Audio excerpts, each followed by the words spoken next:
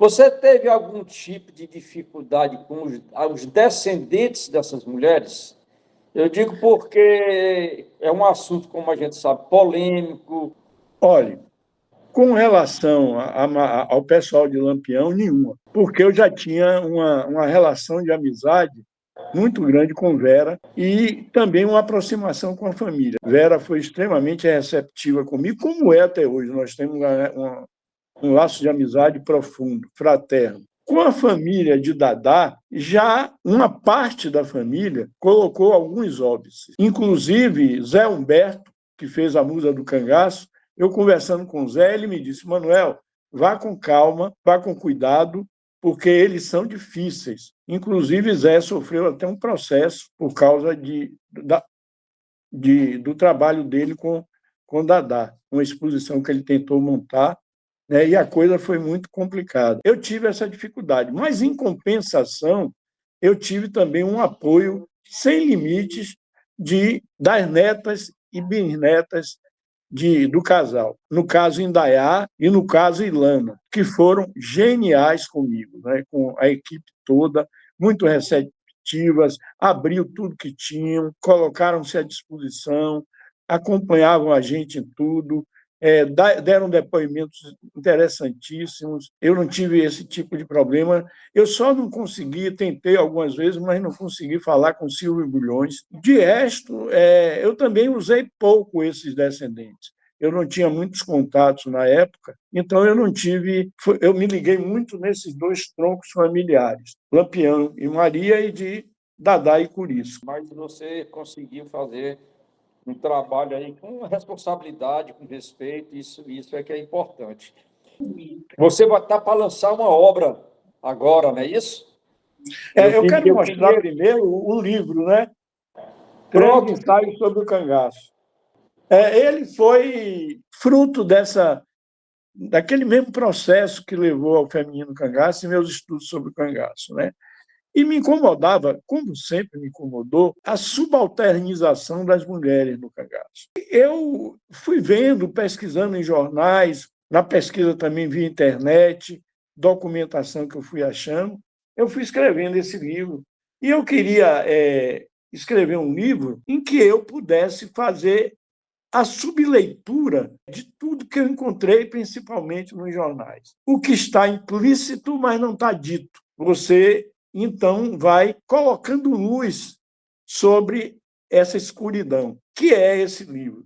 Então, eu escrevo sobre Maria Bonita e eu peguei uma frase do Cabo Bertoldo, que ele diz o seguinte, né? Ela parecia feita de louça.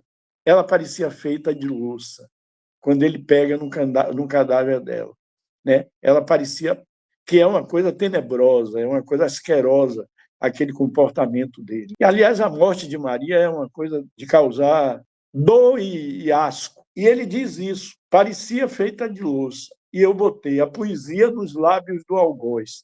É o título de um capítulo que eu abordo isso. Tem um outro que são os bilhetes de Lampião. Tem uma subleitura, um subtexto que eu fui buscar. Eu percebi muito que Lampião não se incomodavam quando chamavam ele de bandido. Ele assumia que era bandido. Tanto que quando alguém quer me tratar de cangaço comigo, diz, Lampião era um bandido. Eu digo, mas isso é o óbvio. A gente precisa passar muito além do óbvio. Ele se incomodava, ele manifestava esse incômodo quando chamavam ele de ladrão. E a gente percebe isso nos bilhetes dele, quando ele vai responder, nas declarações poucas que ele deu publicamente. Mas ladrão ele não era, porque ladrão para ele era o furto. É você chegar sorrateiramente e tirar da pessoa. Ele tem uma resposta que, ao mesmo tempo, muito engraçada, mas que compreende a lógica dele. O ladrão no sertão é o ladrão. Ele é vulgar, ele é execrado. Aquele sujeito que rouba a galinha, aquele sujeito, ele acaba indo para o limbo. Mas o bandido, e foram muitos bandidos que percorreram os sertões nos anos 20, 30, e tem hoje também os de gravata e paletó, que estão no Congresso Nacional. Lampião dizia, eu não sou ladrão, eu sou bandido. Né? Isso aí que você está dizendo, Manuel, bate com o que Jararaca disse: eu não sou ladrão, eu tomo pelas armas. Nesse seu livro aí, você faz análises sobre tudo isso que você escreve? É tudo, você tem Tudo, a sua tudo, ótica também? tudo, tudo. Nada passou. Eu sempre procurei a leitura encoberta, né? Aquilo que não está, o que eu lhe disse, que não está, que está dito, mas não está explícito. Nas entrelinhas, não é isso? Nas entrelinhas, né? E também os factoides, né? Os jornais produziram muitos factoides.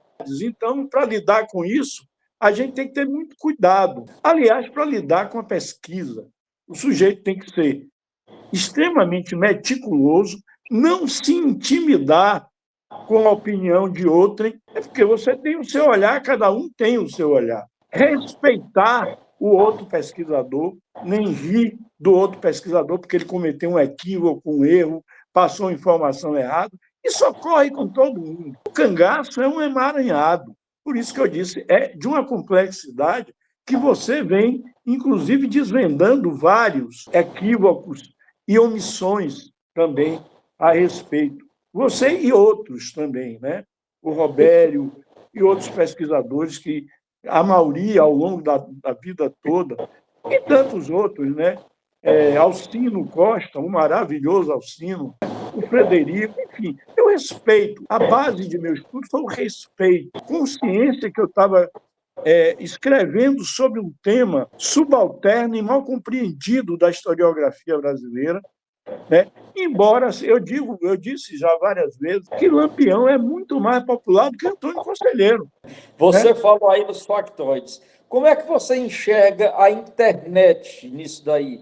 Porque na internet, hoje em dia, digamos, é um balseiro de coisas, já que você falou em respeito e em responsabilidade. Como é que você enxerga a Olha, internet? é a tecnologia que chega e é irreversível. O que o pesquisador, o estudioso ou qualquer pessoa tem que fazer com a internet é saber filtrar. Filtrar e não se ater somente a ela. Tem que buscar outras fontes.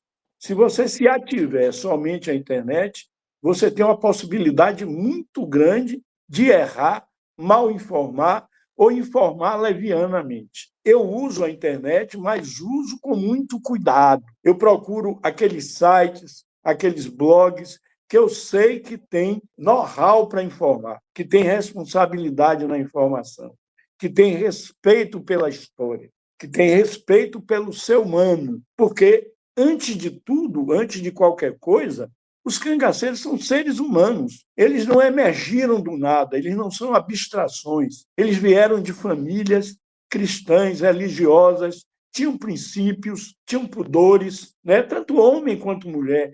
Muitos deles eram trabalhadores até servir, até sentirem a perseguição das elites, depois da polícia, injustiçados, com suas irmãs muitas vezes violentadas por soldados, filhos de fazendeiros e etc. São inúmeros casos. Então, a gente, quando pesquisa na internet, a gente tem que ter muito cuidado. Eu vi aí uns 2 livros que saíram sobre cangaço, que são obras que, para mim, elas não são referência para nada, porque não respeitam a história, mentem descaradamente, sem o menor pudor. E aí a gente não pode propagar um trabalho desse, porque nem repetir aqueles erros. Eu digo sempre o seguinte, Adevaldo, é preciso sempre consultar mais de uma fonte. Quem pesquisa, e pesquisa com seriedade, tem que ter em conta que as fontes precisam ser filtradas, precisam ser contestadas, inclusive, a partir do seu próprio conhecimento. Se você não as contesta, você não obtém as respostas que você quer para produzir a sua própria obra. É por isso que eu nunca julgo ninguém, eu nunca julgo cangaceiro, nunca julgo volante. Eu apenas retrato a história e cada um que tire as suas conclusões, como diz a professora Lutgard, de acordo com as suas convicções. Eu queria que você falasse para a gente de onde vai ser o lançamento do seu livro, como é que vai proceder. O livro se chama Canudos Imortal e Redivivas, Notícias e Memórias de 1901 a 1909. É um livro que ele tem trechos acadêmicos, mas eu também me permiti escrever literariamente. Então, eu produzi crônicas a partir de notícias que eu captei nos jornais. Que eu, Aderbal, eu fui sempre muito desafiado pelos canudófilos, como diz o Leone, os canudófilos, que a gente tinha aqui quando o professor Calazans era vivo, ele chamava minha jagunçada e reunia a gente para discutir, ter notícias. Na verdade, ele queria era se divertir, trocar ideias e saber o que cada um estava fazendo. Era bem do feitio dele. Então, esse grupo me cobrava muito um livro sobre Canudos, mas eu não me acomodava no roteiro que eu já tinha visto milhares de vezes escrito, uma bibliografia longa que tem Canudos, muito copiosa, com grandes obras clássicas e trabalhos recentes muito bons também, mas eu não queria o roteiro que se seguia, que é reportar a biografia, dizer as andanças por vários estados, as construções e obras, e finalmente chegar no combate a Canudos, nas lutas de Canudos em 1896 e 1897, tendo como referência principal o grande Euclides da Cunha. Eu não queria esse caminho. Então, eu resolvi entrar por outro roteiro. Eu resolvi entrar por aquilo que era e ainda é pouco estudado, embora eu tenha até feito um documentário 3 vezes Canudos, a biografia de uma cidade, mas é um filme de 50 minutos, 50 e poucos minutos, e eu queria escrever um livro sobre isso, abordando o pós-guerra. E fui muito surpreendido com o que eu achei, Aderbal. Tem coisas extraordinárias e pega um outro lado, quando eu digo daquilo, primeiro é o ser humano, em tudo que a gente faz na vida. O ser humano é o principal, com seus defeitos e qualidades. Eu não sou maniqueísta, eu não sou daquele de que cangaceiro é mau, o bem está do outro lado.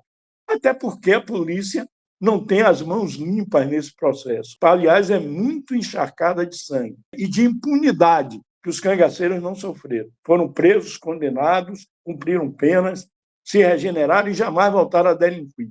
Isso é importante. Então, o livro trata desses caminhos de Canudos depois do final da guerra. Ele vai ser lançado no dia 8, quinta-feira, às 18h30, na Biblioteca Central dos Barris, aqui em Salvador. Estejam todos convidados a se fazerem presentes, porque Canudos, nunca é demais se falar de Canudos. Nunca é demais. Eu tenho uma recomendação que, para mim, é coisa de minha amiga, minha mestra querida, minha irmã, Lutgard Barros, que foi quem me deu a luz sobre o mundo beato. Com ela, eu compreendi o que era o mundo beato. É minha mestra. Quando eu estou perto de Lutgard, eu não tenho coragem nem de falar. É tanto conhecimento, é tanta coisa dentro da cabeça daquela mulher que eu fico olhando assim e eu digo, como é que pode? É uma verve extraordinária, uma erudição. Lutz escreveu o prefácio desse livro e ela diz no livro que ela nunca tinha lido uma obra tão diferente sobre Canudos. E isso me honrou profundamente vindo de Lutz, né? Quando ela mandou o prefácio, eu disse, agora eu tô liberado. E esse livro, para mim, era um grande desejo de publicá-lo, inclusive para atender aos colegas, né? E também fazer esse trabalho que eu queria fazer, escrever sobre Canudos. Espero todos que puderem ir para me honrar com a presença deles e de todos os demais que apareceram. Manuel, eu queria lhe agradecer profundamente por você ter aceitado o convite. Esse quadro aqui, eu e o Cangaço, eu trago pessoas de referência, porque a gente nunca faz nada sozinho. A gente sempre tem que ter pessoas ao lado para complementar o nosso estudo, o nosso conhecimento. E você aí, um especialista em Canudos e também esse trabalho fantástico com o Cangaço, não podia ficar de fora disso. Primeiro, Aderbal, eu quero dizer que eu sou um eterno aprendiz. E no Cangaço, eu sou cangaceirinho novo. E é isso, pessoal. A gente teve um pequeno problema aqui de transmissão ao finalizar aqui o vídeo, mas eu queria aqui deixar o meu agradecimento ao amigo Manuel Neto. Foi muito bom ter conversado com ele e ter retornado aí ao quadro Eu e o Cangaço. Obrigado, meu amigo, e até a próxima. E valeu a todos aí que vão nos assistir.